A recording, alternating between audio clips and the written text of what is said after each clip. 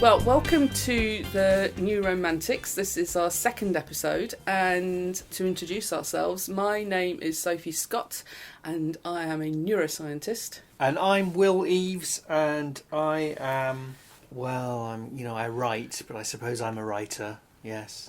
I think you're allowed Yeah. to call yourself a few writer. novels, a few poems, there we are. And I teach as well. You are literature. I am science, you are literature.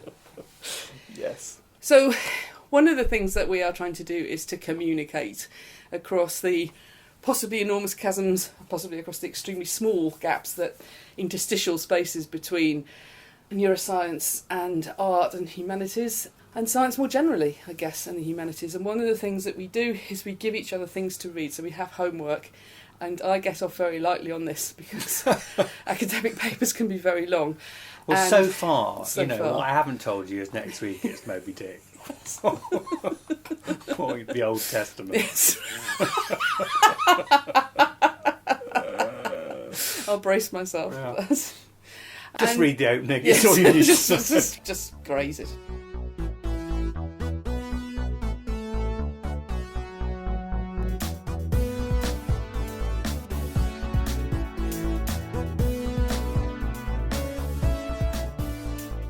Can I start by saying why I chose the paper I wanted to send to you? It'd be interesting. So one of the things that is interesting about this paper, and it's a paper on autobiographical memory, and it's a specific model. It's somebody trying to come up with a sort of theoretical view of what autobiographical memory is.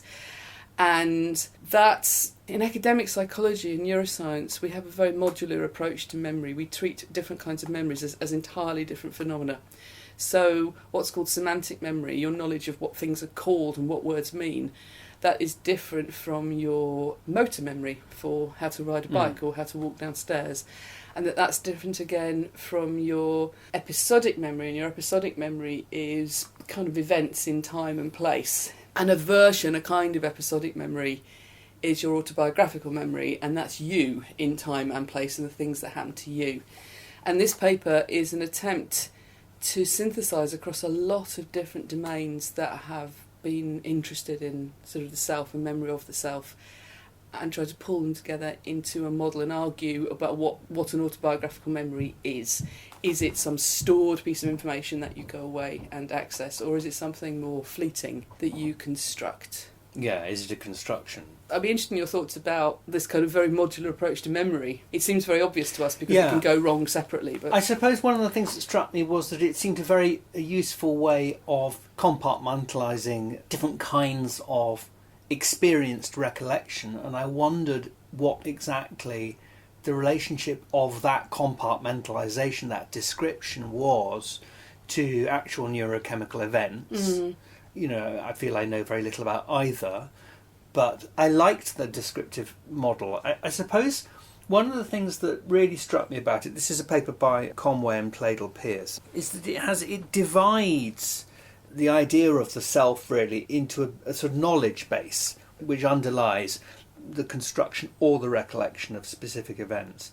And it's quite like something that a philosopher who's generally sort of kind of against cognitive neuroscience, but is remarkably similar to something that John Searle talks about, which is the background. In other words, it's the thing against which specific visual recall or narrative constructions of events or thematic developments of a sense of self all operate. And it's not itself the thing that does the representing, but it's the thing that is necessary in order for those other sort of self-representations to take place. Mm. Does that make sense?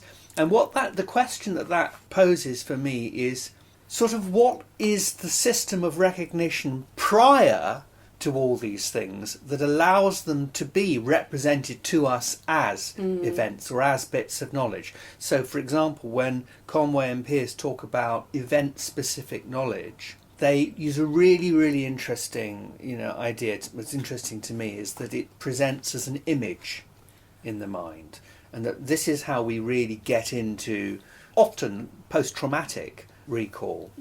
It's not actually yet a story. It is an image. And they present this as being a sort of a very effective, very bright and sort of dazzling event in the mind to do with some specific event. And it's a bit like the kind of medieval notion of looking at an image in the sort of pre-literate days, because you sort of got the idea of the visual sense was that it was the means to apprehension of the world, complete apprehension not just of the world but of reflections on God and everything else. It was your system of comprehension, really. Yeah. And you got everything at once in sort of eternal presence. And interestingly, although they present the image in the mind as a partial thing, I think actually what they're saying is it's quite global. What I mean by that is that you get all of the event in that image, or it might also be a smell, or it might be something sensory perceptual, but it's somehow all contained in it. Yeah.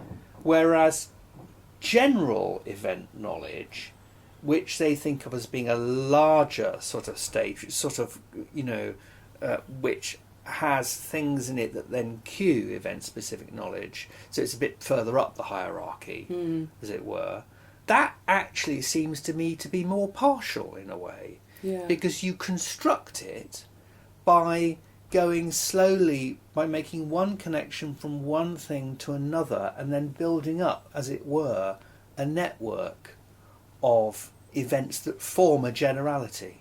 So I actually think that the general thing is the thing that's in essence partial, and event-specific knowledge, it seems to me, could plausibly be global.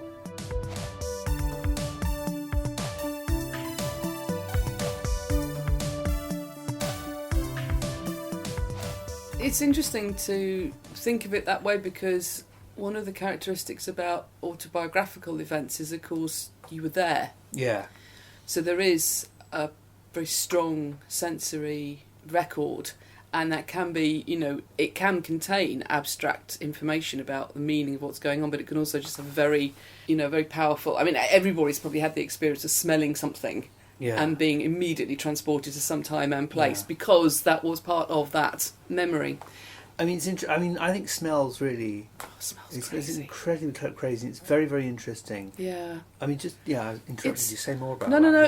No. Smell does seem to be a particularly odd aspect of this, in that when we sense the world, everything that you sense about the stuff that's out there in the world and also about your body, so, my sensation of where my hands are, that is all processed going up towards the cortex through this kind of relay station called the thalamus. And there are these they're called ascending sensory pathways. And also, the same thing happens when you can act on the world, stuff going back out. So there's this really important relay station, getting stuff in, getting stuff out. And it's part of it's where the really elaborate sensory processing kicks in. And in humans, the only sense that doesn't seem... There is occasionally arguments that there may be some pathways that we haven't spotted yet, or there may be some important route, but there does not seem to be an ascending sensory pathway for smell. It just plugs from the back of your nose into your brain. And it's incredibly direct. So everything else is being... By the time you've heard my voice, you would not believe the amount of pre-processing that signal has gone through, going up through your cortex. And that does not happen to smell. So smell has this very, very odd immediacy, which can make it hard for us to classify. If you want to go into a job where you need to know the names of smells, you need to train for a long while in a way that you didn't have to be trained on colour. At least the basics of colour come with gaining language. So we don't have very good language around smells normally, and we are not very good at necessarily recognising smells. I used to work in the body shop in the 1980s, the Peak body shop, and we had a whole smell display where we had these kind of essences of different things like pencil sharpening and baby lotion, and they were just in a pot, and we'd give them to people, and people never ever said, oh yeah, those are pencil shavings. They'd start talking about primary school, they'd start talking about a teacher. They never went, yeah, that's baby lotion. They'd start talking about mums, and it was very, very interesting. It's really interesting, because that sort of slightly bears out what I was saying. I think we're both saying the same thing, which is that something about smells, as you say, this instant access to the back of the brain contains within it a kind of, I'm not sure whether it's a collapsed or an exploded grasp of time. Yeah. Because, I mean, I'm trying to write something at the moment, which is, poor Sophie was in the stairs on the way up, was subjected to my moaning about this article that's not going the right way. And part of what I'm trying to write about is meeting this friend again after a gap of 32 years. And, seeing him and having to, outside Bath railway station, having to do a little bit of work to recognise him, but not very much. He was essentially the same build and height. Nonetheless, there was a difference, and it was clearly obvious. I mean, I was even conscious of what I was filtering out and adding, in order to arrive at the picture of this school friend. But the thing that really hit me, that I didn't even realise I remembered, and there's a sort of internal contradiction in that, was his smell. Which is actually a pleasant smell. It's a sort of clean smell. And it took me back to swimming with him in Bath Sports and Leisure Centre, where we used to go every Sunday with a group of friends. And I hadn't anticipated this sort of Proustian moment, in which you sort of fall back into the past. And I've been thinking about that ever since, because it seemed to me that I was both gaining access to the specific and from it extrapolating. In other words, doing it slightly different way around, actually, to the representation that Conway and played Old Pierce. I went to the specific. I mean, perhaps I was cued into it, but I then, from the specific, elaborated a much more general story about Simon, which I had to do because I had 32 years of blank to fill in. Yeah.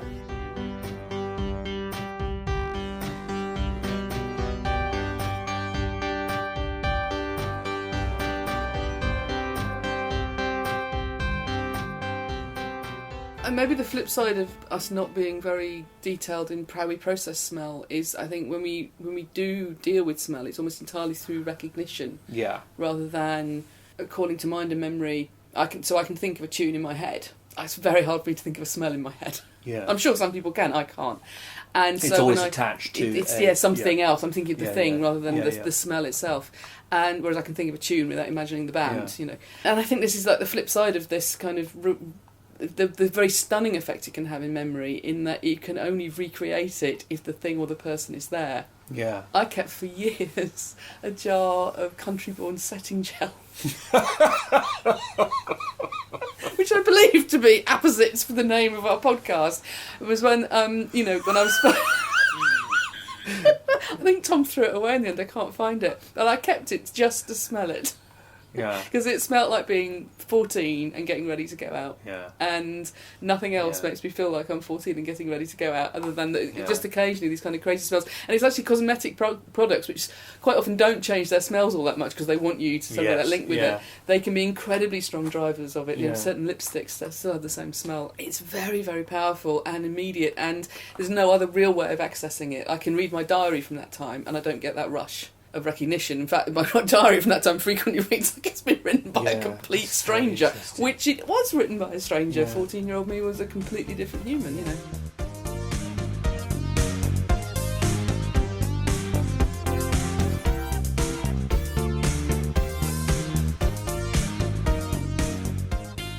But I actually love this kind of connection also to the music of the time, because I think that's it's very interesting. You say you can, if you think very hard, you can come up with a tune. Not one that's known, but I guess what you're saying is you can come up with I get it in my head. tune. Yeah. But you can't do that with a smell. I mean, there may well be people who can, but I think it seems to be a lot less common for people. Imagery for humans tends to be more auditory or visual. You see, music is a really interesting one. Again, it's one of those things that sort of people talk about very metaphorically, and they start using words and language to describe it. But really, music is very imperfectly understood, it seems to me, because it's not really that. All the things we bring in to describe, pitch and volume they're all spatial metaphors, really. Yeah. Up, down, high, low. Yeah. They're not really in the sound. But I think the fact that I'm just trying to think about why it is that you can come up with this is it an abstraction? Because obviously music is it does relate to sound and pitch, so in that sense it's related to what we hear all the time in the Yeah. world. It's just already organised in a way, isn't it? We did a study a couple of years ago where we were trying to look at people, just variation in how good, because people do vary with auditory imagery, how good they are at calling to mind something. I mean, I have a colleague who's worked with someone whose auditory imagery is so profound, he has to check if he's got headphones in. Yeah. Because he can't tell if he's listening to music or if he's imagining it. It's the same to him. Yeah. And what we found is that people, if you have like a chunky group of, like, say 100 people, and you just scan their brains, it's a structural study, so we're not looking at the brain working, we're just saying which brain areas are bigger in people who've got stronger auditory imagery. And interestingly, it's not something doesn't have an effect in auditory cortex. It's having its effect in something called the supplementary motor area, which is a very, very important area for controlling and planning action. And if you look at the brain imaging studies when people are doing auditory imagery, you get that same region recruited. So it seems that when you are calling it to mind, you are kind of implementing making it, rather than accessing the sound directly. There's some evidence that may also work for aspects of visual imagery as well. You kind of imagining the movement. Yeah, that's fascinating, because funny enough, I was both listening to and reading, the jazz composer and improviser Keith Jarrett. Not a neuromantic, but, let's recruit him, why not? Why not? It's a broad church. You'd be horrified. Funnily, it was the 80s, because at the end of the 80s he started doing some recordings of Bach and the 48 Preludes and Fugues and Goldberg variations and things, and one of the things he said was that he always felt that a lot of other composers, a lot of other interpreters of it, always brought too much of themselves to it.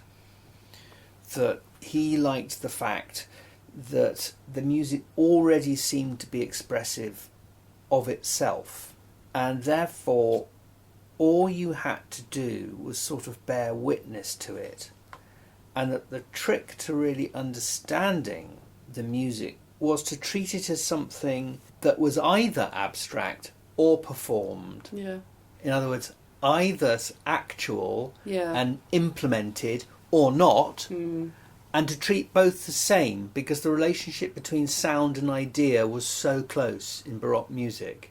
And I think that's very true. It is, and I think it picks up on an important point about, certainly when I talk about music, frequently what I mean is recordings. I mean particular recordings from a time and a place of a song by a band. And I don't mean it could be performed by anybody, or I have and of course that is relatively recent that we've been able to do that. For, humans have been making music since there's been humans, and for most of the time that was live. Yeah. And sort of for my grandparents' generation, sheet music was the thing, and you bought the song, and then it was a performance you actually engaged with.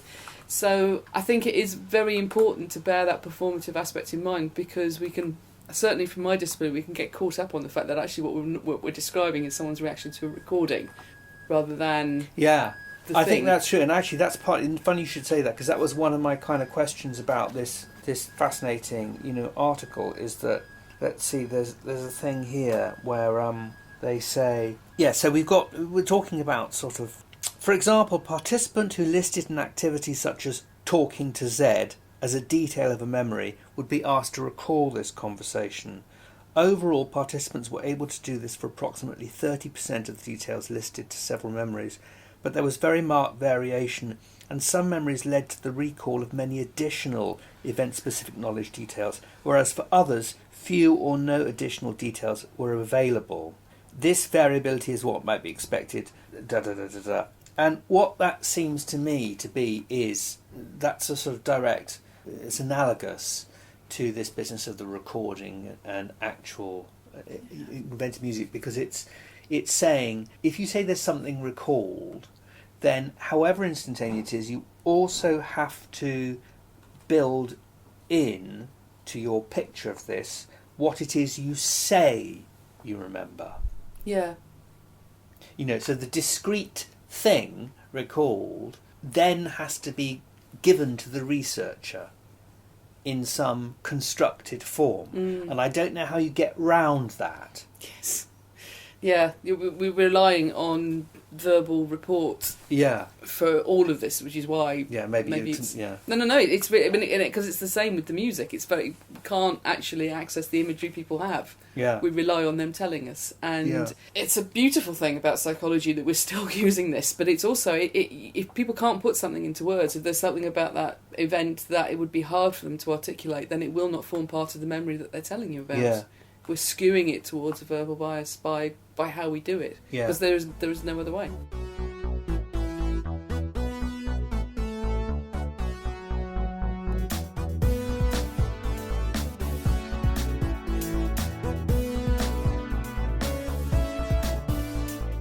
This is to make it much more kind of theatrical, but picking up on that and what we were sort of saying about, what pre-verbal language is it you use to see an image as an image.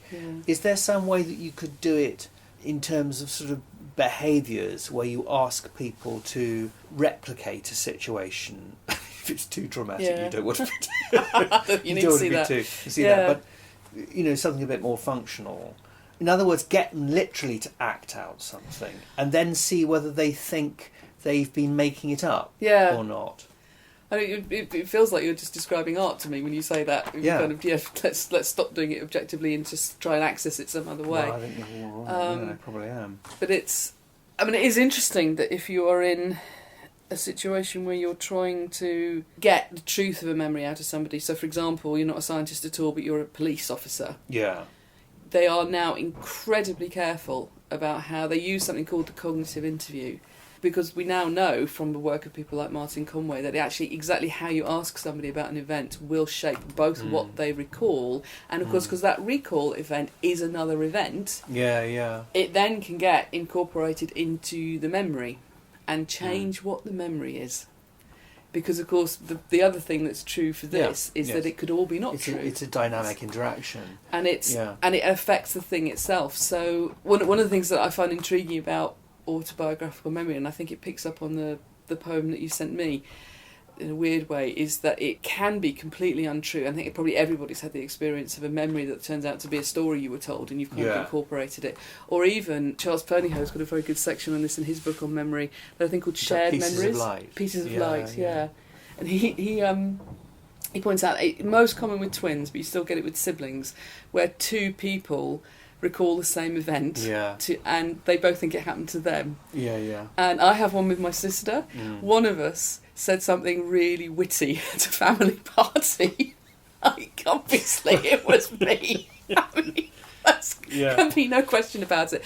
But my father was terribly impressed by the thing, and in fact that the reason I think it was really like it wasn't just that a witty thing was said, but my father was using it to wind up a family member. Yeah, you see what I did. It's so interesting that is because that's a situation where our point of view, is actually becoming background or encountering the background. Because what you're doing is you're saying this very powerful thing happened. I have a point of view, which may be true or false, but the main thing is that you're acknowledging that other people were there too, and that therefore that means there were other sets of consciousness there, and that somehow you've got to bring those two things together. And if your brain is kind of processing or encountering the problem of one's personhood and the personhood of other people in a kind of emotional resonant situation, I think it just seems to me to be very obvious that sometimes you'll get it wrong. And that there will be some sort of attribution going on, a sharing, almost statistically, that seems to me to be likely. Absolutely, given the shifting ground of what the original memory could be. It's not some, as they're saying here, it's not. It is more variable. It's more suggestible. And the only thing, and Ferneyhough points this out, the only thing that is always true of shared memories is that they are always good. They always make you look better. So no one's ever going, no, it was me that was gone for shoplifting. It wasn't you. Unless that's something that would be perceived as having some, a good thing.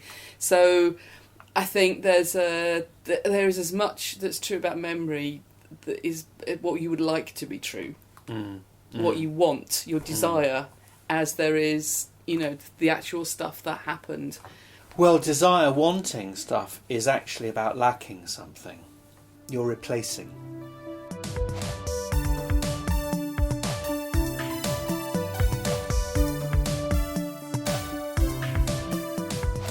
Interestingly, shall we?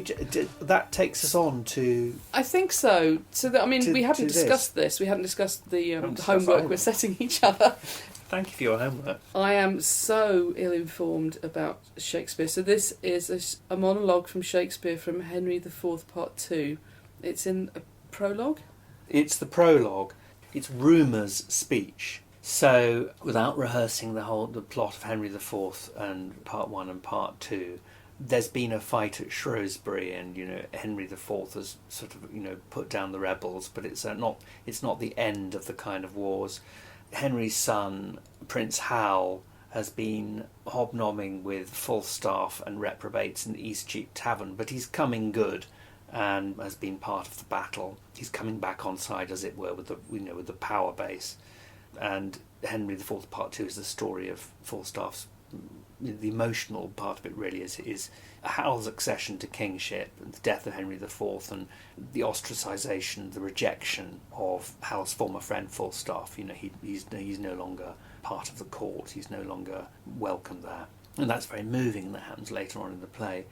But this is about a specific little political thing, which is saying that things have happened that haven't actually happened in order to get a march on your enemies. And rumour, specifically, it's this idea that Hotspur, the son of Northumberland, one of the rebels in Part 1, wasn't killed at Shrewsbury.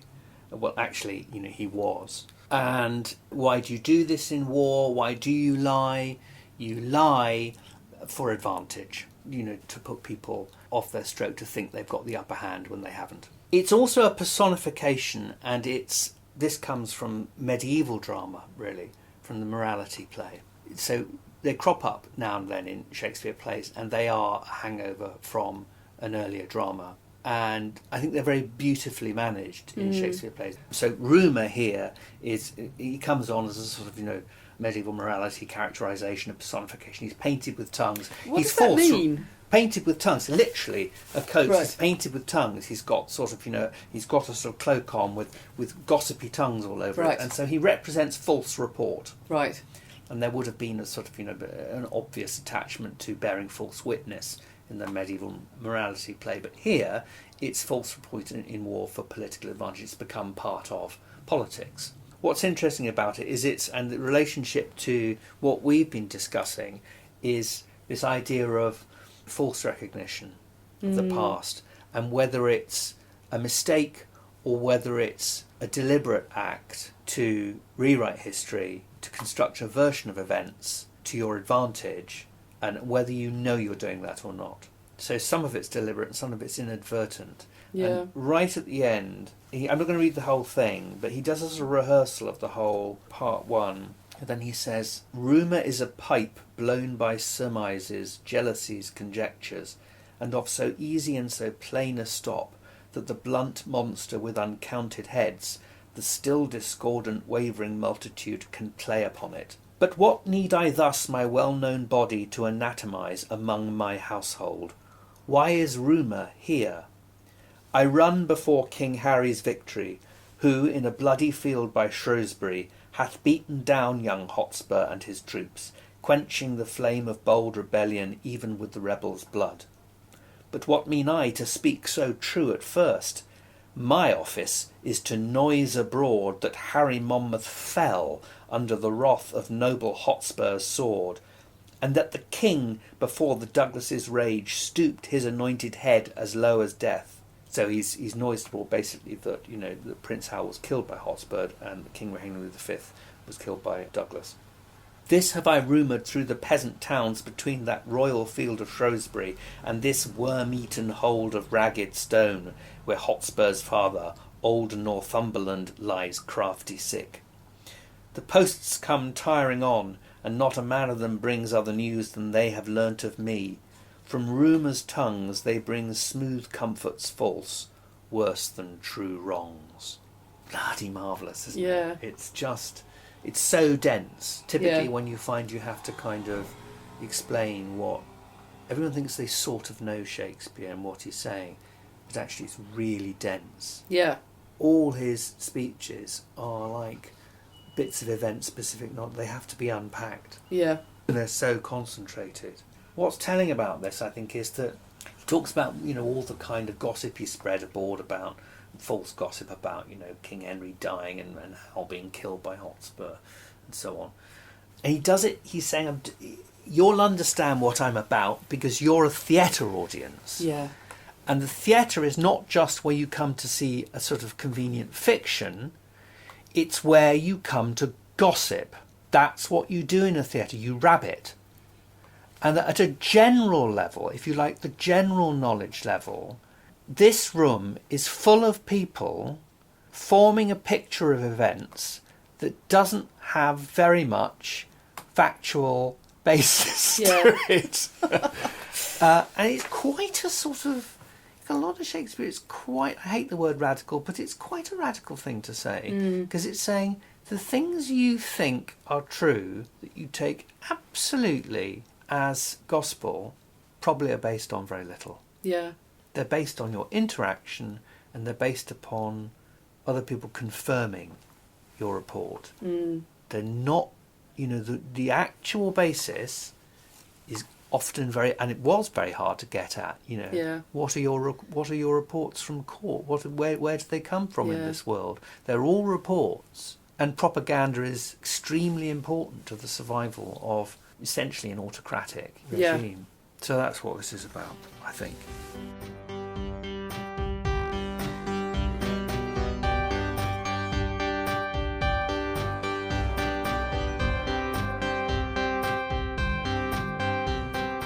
I found it. It's not a play I know, and it's not a speech I know, but it was interesting to me. I mean, the density. I'm struggling with some of it, but the idea that you've got these smooth comforts, they're false and they're worse than the true wrongs. Yeah. We're so susceptible as humans to things we want to believe, even if you kind of know they can't be. One of the reasons we are terrible at spotting liars. All studies, even people who are good, or you'd think we're in positions where they should be good at spotting liars, people can't do it with a chance. Mm-hmm. And that's as likely as not because our starting assumption is people are not lying to us, and on the whole we want to believe they're not lying to us, and we want to believe what they're saying is true. And even if you're in I've been in situations where I've been presented with a situation where I know half the people are lying to me, an experiment, I'm describing an experiment, not my life, I've still been so caught up in the minute by any one thing someone said, they couldn't have made that up, no, that must be true. And it's incredibly powerful. And it sits alongside the other point that you pick up on, which is that we do gossip. Gossip is always put down as a bad thing and somehow dismissed as being a poor use of all human resources. But all the evidence suggests that probably the reason why we can talk at all is because so that we can gossip. We are social primates, and who we get to spend time with, who will spend time with us, who will get to talk to us, who we will let talk to us, that is one of the most important things in our environment, and one of the best ways of knowing that you are involved and part of a network is that people will share gossip with you. And so its meaning is actually incredibly profound to us as primates. So there's two things there, isn't it? On the hand, sort of, gossip as a sort of benign thing that allows for, the basis of communication, socialisation. And the other is this willingness, the presumptive truth of what people say. I wonder if there's something in there about, why people go mad under totalitarian regimes where you can't speak because you're worried about what people will report. Yeah. And you also know that their report will not be truthful. Yes.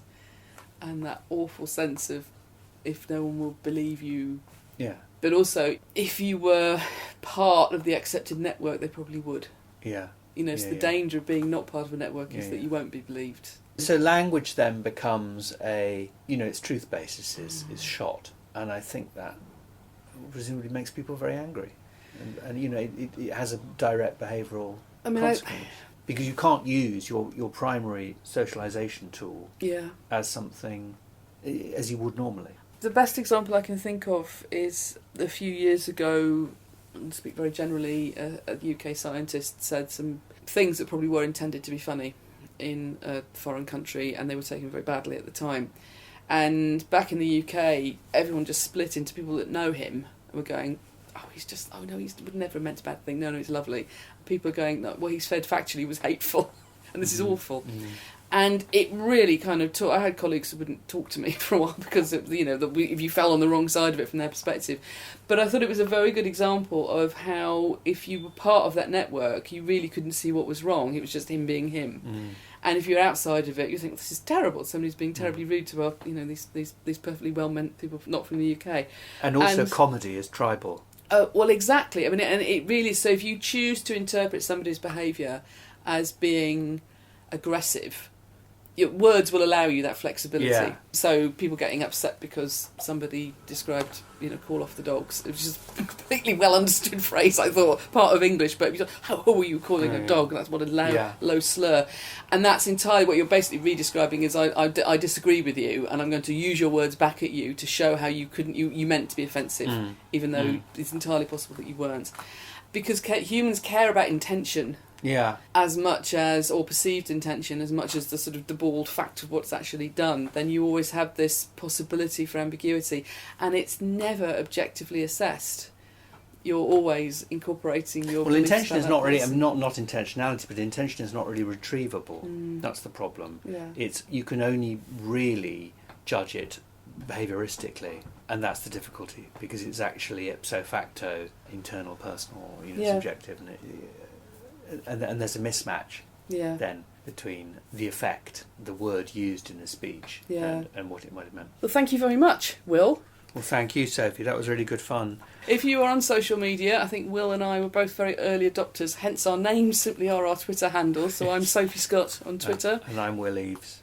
And Will, unlike me, actually is a published author whose works can be found in bookshops around the land. Well, if you look really hard. Or you can get them from the redoubtable cbeditions.com. Thank you very much. We've been the Neuromantics.